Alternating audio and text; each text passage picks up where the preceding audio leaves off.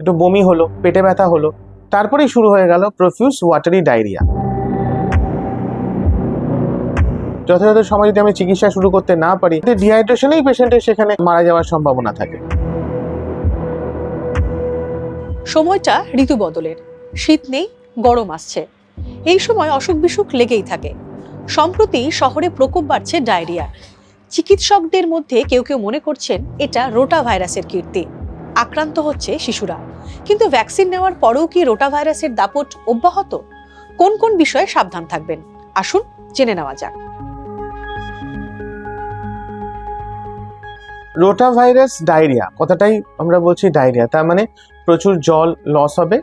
আমার যে ডায়রিয়া যেটা হবে, মানে যে পায়খানা হচ্ছে, যা পটি হয়ে যাচ্ছে, সেটা প্রফিউজ ওয়াটারি ডায়রিয়া, এটাই মূলত হয়। সাধারণত ব্লাড থাকে না।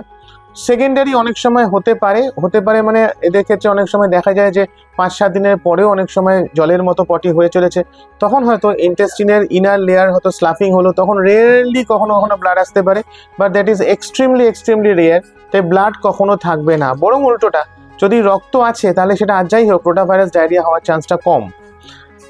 এই প্রফিউজ ডায়রিয়া এর পাশাপাশি এটা তো হচ্ছে আলটিমেট অ্যাকিউট ডায়রিয়া ডিজিজ, সেটার জন্য। কিন্তু অন্যদিকে শুরু হয় যখন, প্রথমে একটু বমি হতে পারে, একটু এটা ঘুষঘুষে একটা জ্বরের মতো লাগছে, বা হয়তো 1-2 বার জ্বর আসলেও, বা একটু বমি হলো, পেটে ব্যথা হলো, তারপরেই শুরু হয়ে গেল প্রফিউজ ওয়াটারি ডায়রিয়া। এখন আমাদের ন্যাশনাল ইমিউনাইজেশন শিডিউলে রোটা ভাইরাসের ভ্যাকসিন দেওয়াতে আমাদের এই প্রাণঘাতী ব্যাপারটা আমরা কমাতে পেরেছি। এখন আর leading cause of death under 5 due to infection, সেটা এখন আর রোটা ভাইরাল ডায়রিয়া নয়। এটা কখনো কখনো এতটাই ভলিউমিনাস ডায়রিয়া হয়, মানে দিনে 18 বার 20 বার অনেকখানি করে জল বেরিয়ে যাচ্ছে। যথাযথ সময় যদি আমি চিকিৎসা শুরু করতে না পারি, আইভি ফ্লুইড যদি ঠিকমতো শুরু করতে না পারি, তাহলে ইলেকট্রোলাইট ইমব্যালেন্স তো হবেই, তার সাথে ডিহাইড্রেশনেই পেশেন্টের সেখানে মারা যাওয়ার সম্ভাবনা থাকে। সবার আগে অ্যান্টিবায়োটিক খাওয়ালে বিপদ বাড়বে। Every antibiotic is suppose to kill a bacteria. আমি রোটা ভাইরাসে কোন ব্যাকটেরিয়া মারছি না তো, এখানে উল্টে সেক্ষেত্রে ক্ষতিকারক হয়ে উঠতে পারে। অনেক সময় হলো যে বার্লি খাওয়াচ্ছি, তো বার্লি অ্যাজ সাচ খুব কিছু এখানে কাজের হয় না।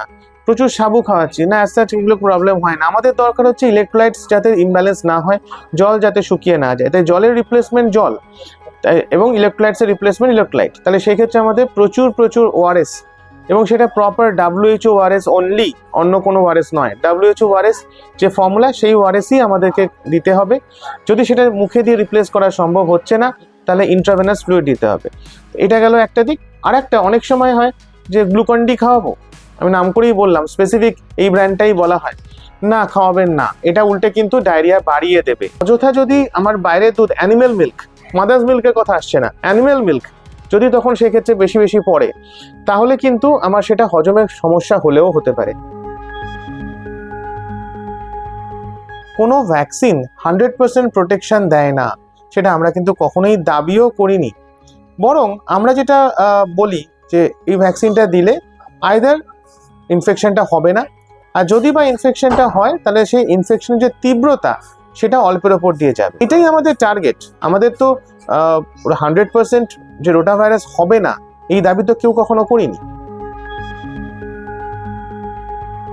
যে ভ্যাকসিনটি কিন্তু একটা নির্দিষ্ট বয়স পর্যন্ত দেওয়া যায়, এবং সেটা আইডিয়ালি বলা হয় হচ্ছে টু স্টার্ট উইথ, এটা 15 উইকস তার মধ্যে স্টার্ট করতে হয়, এবং শেষ করার নির্দিষ্ট একটা ক্রম আছে। বয়স্কদের অলরেডি তারা তাদের লাইফ ক্রস করে তবে সেই বয়স্ক স্টেজে গেছেন, তো সেই ফেজে যেতে যেতে তার জীবনে নিশ্চয়ই সে রোটা ভাইরাসের সংস্পর্শে এসছেন, তাদের ন্যাচারাল ইমিউনিটি নিশ্চয়ই থাকবে। হ্যাঁ, স্পেসিফিক কিছু কন্ডিশন, যেমন যদি তারা একদম টার্মিনাল এজে হয়, যদি তারা ক্যান্সারে চলছে, ক্যান্সার আক্রান্ত, মানে ইমিউনিটি খুব ডাউন, সেই ক্ষেত্রে রোটা ভাইরাস কতটা মাথাচাড়া দিয়ে উঠবে, সেটা একটা কোয়েশ্চেন আসতে পারে। কিন্তু ওভারঅল এটা মূলত বাচ্চাদের বা শিশুদের ডায়রিয়া, বড়দের ক্ষেত্রে এটা খুব একটা বিরক্ত করে না।